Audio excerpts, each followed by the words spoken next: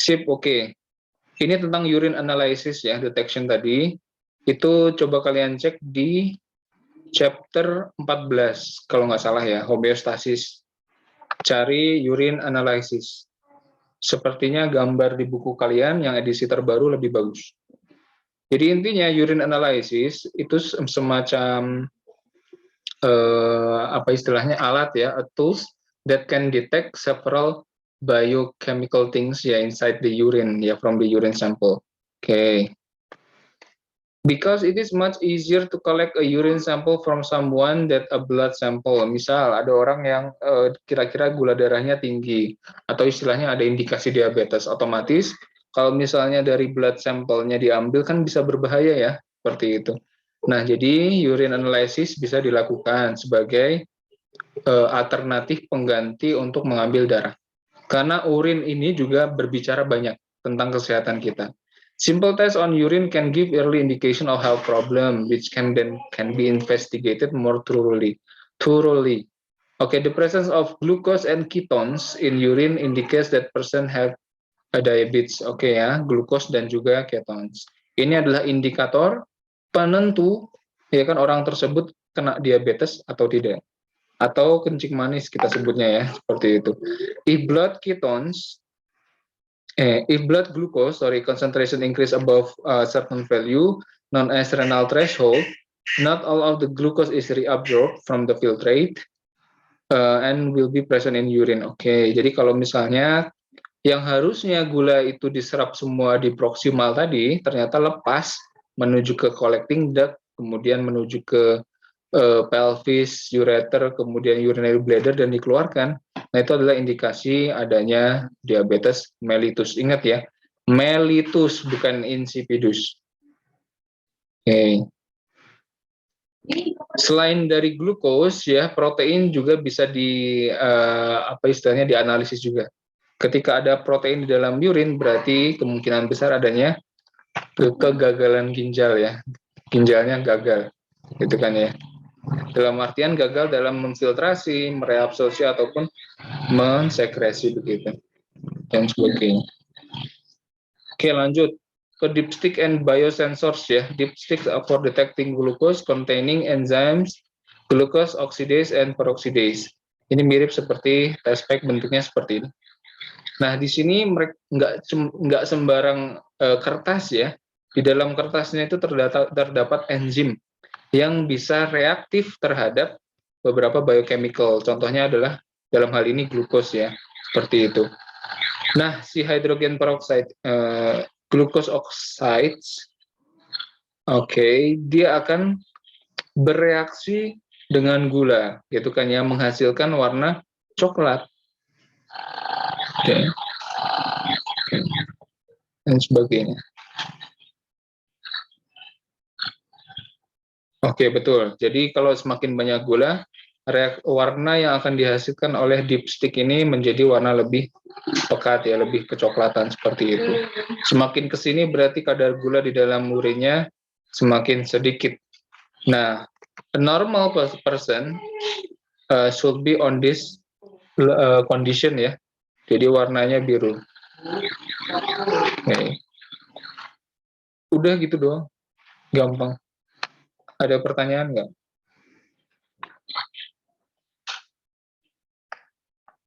Oke.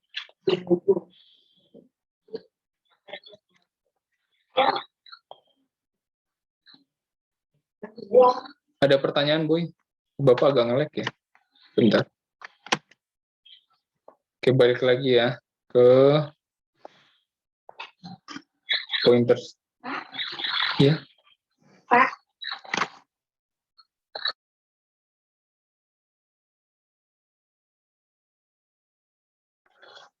Oke, kita lanjut ke introduction to skeletal system, types of bone, semuanya sudah ya. Skeletal system disorder, muscle contraction. Oh, muscle contraction nih. Oke, mungkin masih kita perlu review. Kemudian introduction to digestive system, organ digestive disorders, digestive system of animal. Untuk movement system, ada yang ingin kalian tanya nggak, Bu? Gimana Pak, dulu? kalau misalnya level Nah, yang ketiga itu maksudnya gimana, Pak? level yang ketiga, Itu kan tadi ada satu di yang Susah. oh, level kesulitan sih kayaknya. ya maksudnya teh kesulitannya gimana gitu. Oke, Bapak kasih contoh ya, contoh soalnya bentar. Contoh.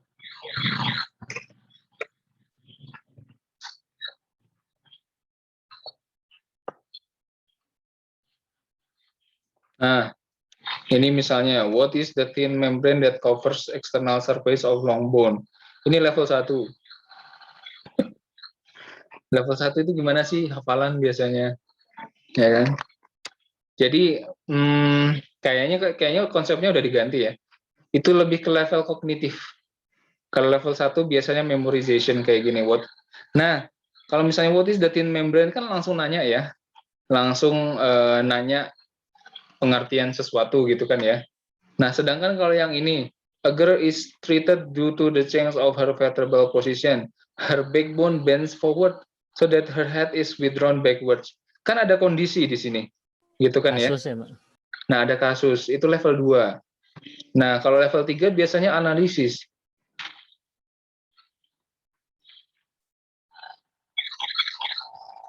Ini bisa jadi loh entar level 2, nilainya level 2 sih.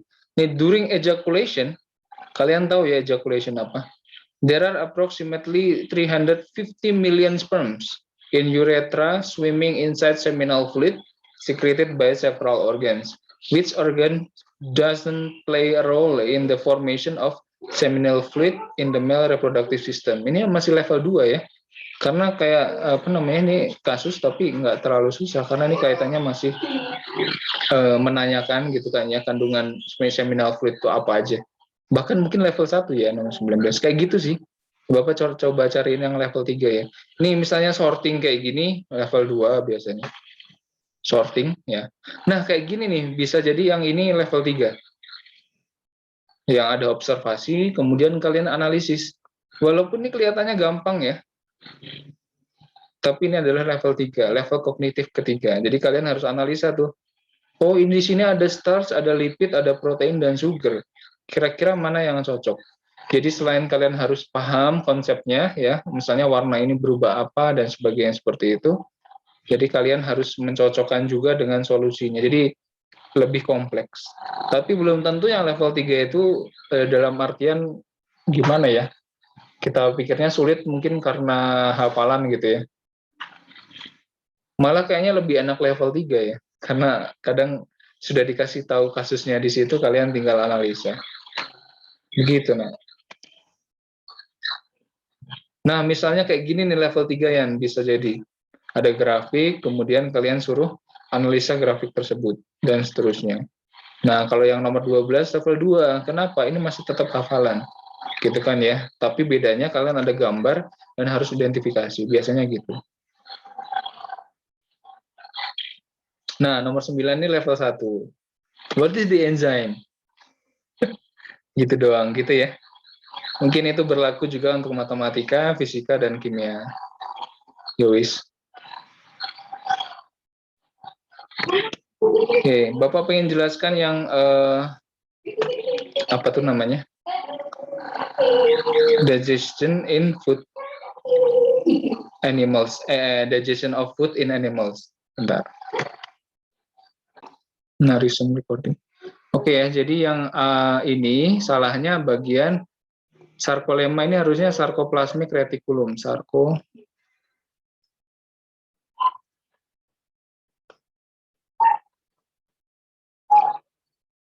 Bentar.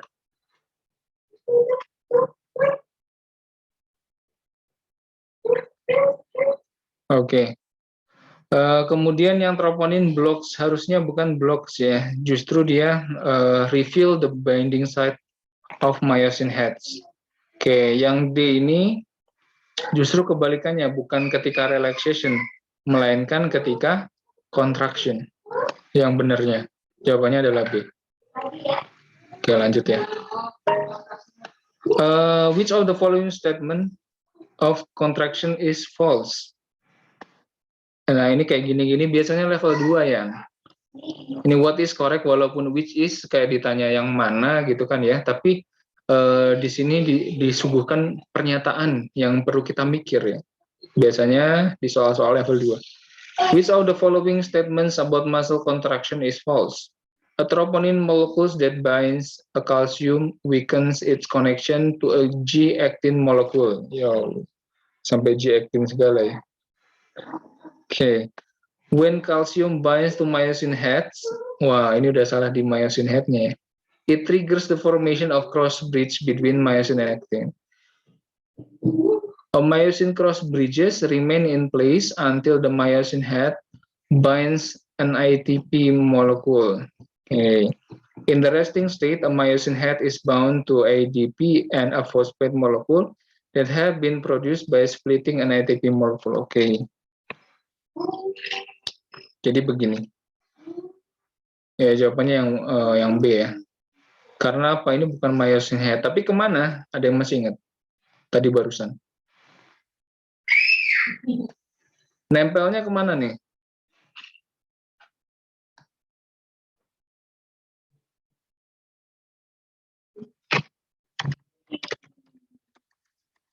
Halo?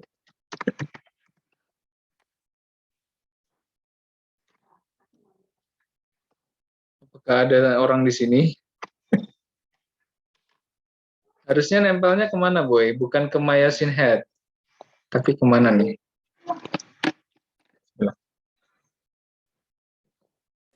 Troponin. Betul, nempelnya ke troponin ya. Bukan ke myosin head, tapi kalsium nempelnya ke troponin.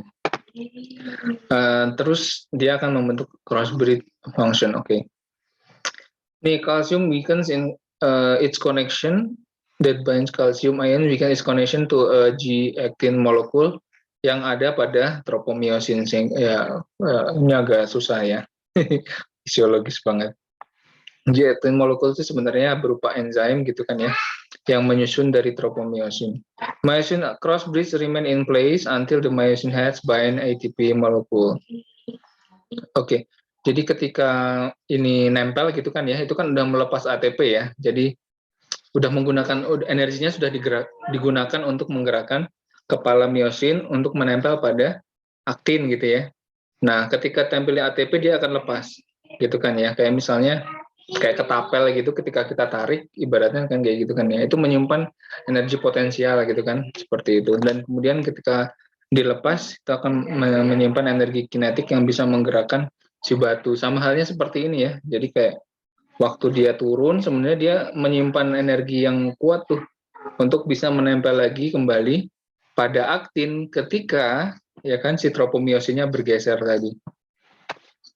Kemudian yang D, in resting state, a myosin head is bound to an ADP and phosphate molecule that have been produced by a splitting an ATP molecule. Betul ya? Jadi myosin bound to ADP and phosphate digabung ya. Ketika ADP sama fosfat bergabung, dia akan menghasilkan ATP. Ya kan? Untuk persiapan nempel lagi atau istilahnya cross bridge selanjutnya. Dan peristiwa ini berjalan dengan sangat amat cepat gitu. Coba kita cek soal yang satunya lagi ya. Ini kita sampai 10.50. Oke. Nah, masih ada 8 menit. Sebentar Bapak cek soal 2019-2020.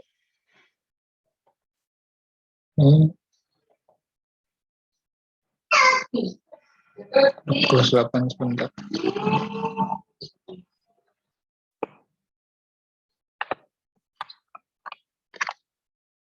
Oke, di sini ada nih. Nah, ini level 2 nih. The following statements describe how muscle contract through sliding filament model mechanism. Oke, yuk bantu Bapak jawab ya. Yang mana nih? Kayak gini tuh cek depannya nih, antara 1 berarti 1 atau 3 ya. 1, troponin molecule change shape. Tiba-tiba change shape. 3, calcium release from the... Oke, 3 dulu ya. Oke, terus setelah 3, 2 atau 1 nih? 2. Hmm? Hidrolis. Ayo. Setelah kalsiumnya rilis dan nempel ke troponin, apa yang terjadi?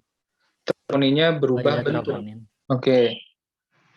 Nah, ini penjelasan tambahan Bapak tadi ya. Jadi setelah nempel di troponin, sebenarnya dia akan merubah yang tadi ya, G-actin tadi loh, gitu kan ya. Dia akan merubah bentuknya, gitu kan ya. Sehingga si tropomyosinnya itu kegeser. Ibaratnya kayak apa ya? Kayak kalian tahu ya, kayak lock gitu kan ya. Ke pengait lah. Kalau misalnya pengaitnya seperti ini, dia akan ya nempel terus ya. Ketika pengaitnya berubah bentuk gitu kan ya, jadi lurus misalnya, dia kan akan lepas. Ya sama halnya seperti ini ya. Jadi troponin itu nempel pada tropomyosin. Jadi kalau troponinnya berubah bentuk gitu kan ya, sehingga tropomyosinnya akan bergerak, bergeser, membuka myosin binding site.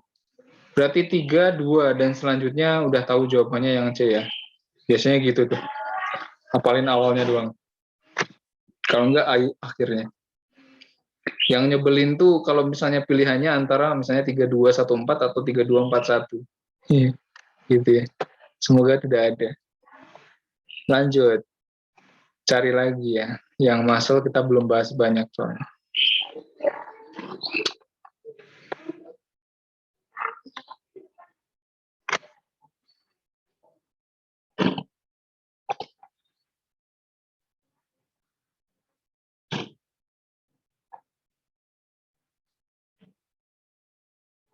Oh ya, ini juga nih. The following statement describe karakter. Oh, hampir Bapak lewatkan ya. Karakteristik of mammals muscle. Oke, jadi mammals muscle itu kan ada 3. Apa aja tuh? Ada yang masih ingat nggak? 3 tipe. Smooth muscle ya. Kemudian ada striated atau skeletal ya, striated. Kemudian yang terakhir itu adalah kardiak. Kan ya. Mammals sepertinya semuanya punya ini ya, mammals. Bahkan animalia, ya beberapa animalia mungkin nggak sekompleks kita ya, seperti itu. Bapak kurang tahu sih. Tapi mulai dari yang mamalia itu pasti ya, itu ototnya sama kayak kita. Amfibi maybe ya, mungkin mereka juga mirip. Tapi susunan selnya yang berbeda.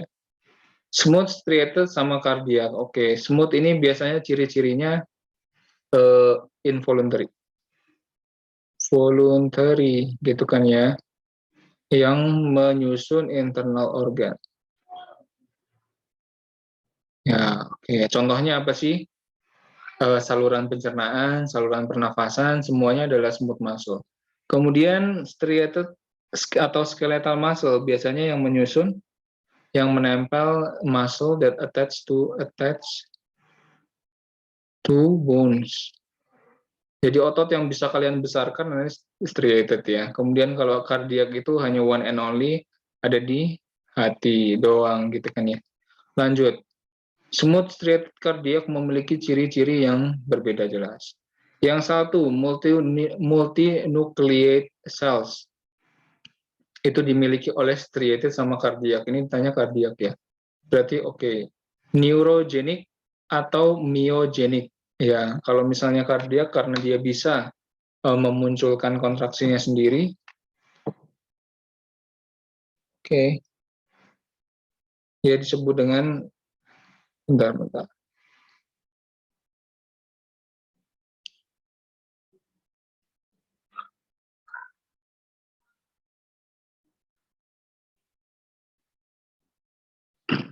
Ini dihasilkan oleh saraf-saraf yang ada di badan ya. Sedangkan kalau misalnya cardiac muscle, cells in the heart is yang myogenic ya. Jadi ritmenya dibuat sendiri gitu kan ya.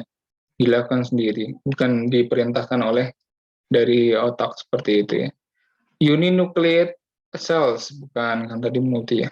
No striation, itu ada striationnya. Ntar habis ini kita googling dan lihat untuk ciri-ciri cardiac muscle ya. Harusnya di sini ada gambar.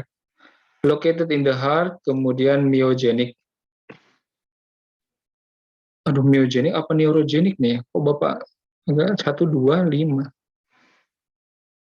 1 multinucleate. Uninucleate.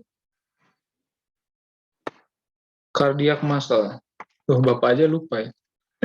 Kita lihat bareng-bareng deh ciri itunya, selnya. Karena biologi itu banyak banget, Boy. Jadi, jangan menghafal. Konsepnya aja yang penting. Karena ketika nanti kalian kuliah biologi dan sebagainya itu, banyak konsepnya. Oke. Kita lihat.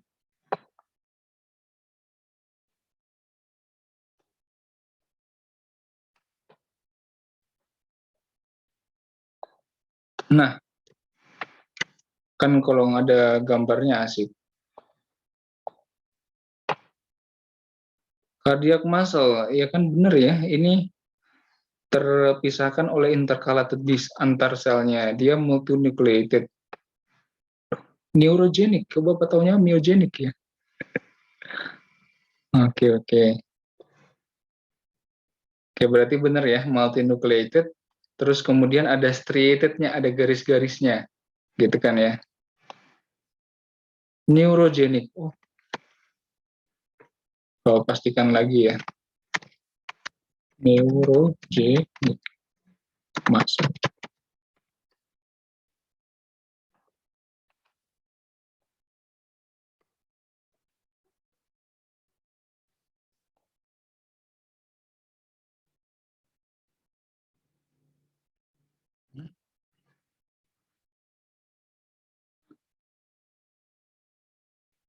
Kenapa neurogenic ya?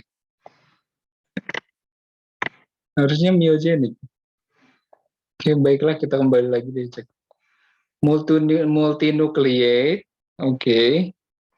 Terus located in the heart, kemungkinannya 125. Aneh. Nanti Bapak cek lagi ya, antara neurogenic atau myogenic. Harusnya myogenic. Tidak terima. Oke, kita lanjut ke soal yang lain dulu deh. Disimpan dulu ya, nanti yang tahu silahkan share di grup apakah neurogenic maupun myogenic. Sampai segitunya ditanya ya. Which of the following describe, bukan. Bapak nyari yang muscle ya.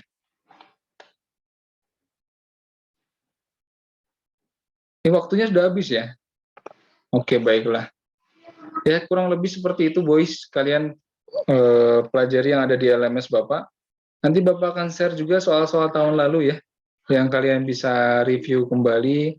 Kalian boleh tanya, boleh diskusi ya sama Bapak juga langsung, atau bisa sama teman-teman kalian, gitu. Baik, kurang lebihnya mohon maaf, boys. Semoga bermanfaat ya, dan selamat. Sebentar, Bapak akan absen dulu. Selamat mengerjakan IS 4 nanti, biologi hari Senin. Ya, Bapak hari Sabtu standby. Kalau misalnya kalian mau ada tambahan dan sebagainya, silakan. Pak, kenapa Pak? Biologi cuma sekali aja, Pak? Apanya? Extra lesson-nya? Enggak, ini yang di jadwal kan biologi cuma sekarang doang berarti kan, Pak? Iya, ya. Kenapa empower-nya gitu, Pak, diganti, Pak? Kurang tahu deh, Bapak. Kenapa? Kayaknya satu kali lagi deh, Pak. Iya, Pak. Empower kayaknya enggak ya gitu dah. Oh gitu ya. Ya boleh, nanti hari Sabtu optional deh kalau kalian mau datang